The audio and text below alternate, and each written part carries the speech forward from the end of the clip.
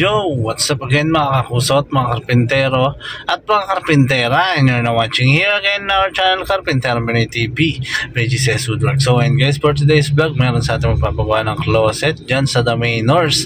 Dyan lang yan sa Swaswaragi.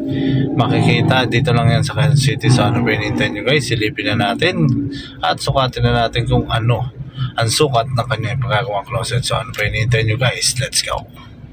So ayun nga, agad namin binisita ang kanyang unit at para masukat na natin ang kanyang customized closet. So ayun na nga, let's go. So ayun, proceed na nga tayo sa ating design dito sa The Manor. So ito guys, papakita ko na sa inyo ang ating disenyo. So ito nga pala ang ating YouTube channel at ito naman ang ating Facebook page. So ayan, sa mga hindi pa po nakakapag-subscribe at nakakapag-follow, follow na kayo and subscribe. So ito, ang gagawin natin pala dyan is closet. So, yung closet natin is customized. Kasi, yan nga, yun ang gusto ni client na design. So, meron tayong dalawang pinto. So, hindi natin pa ito magawa. So, ito yung ginawa natin. So, meron tayong option dyan. So, ito yung option 1 and ito yung option 2. So, ang napili niya is yung option number 2. So, ito yung gagawin natin guys. So as you can see, andyan na yung mga details, sukat, andyan na lahat. So, ano pa hinihintay natin guys? Simulan na natin yan. Let's go!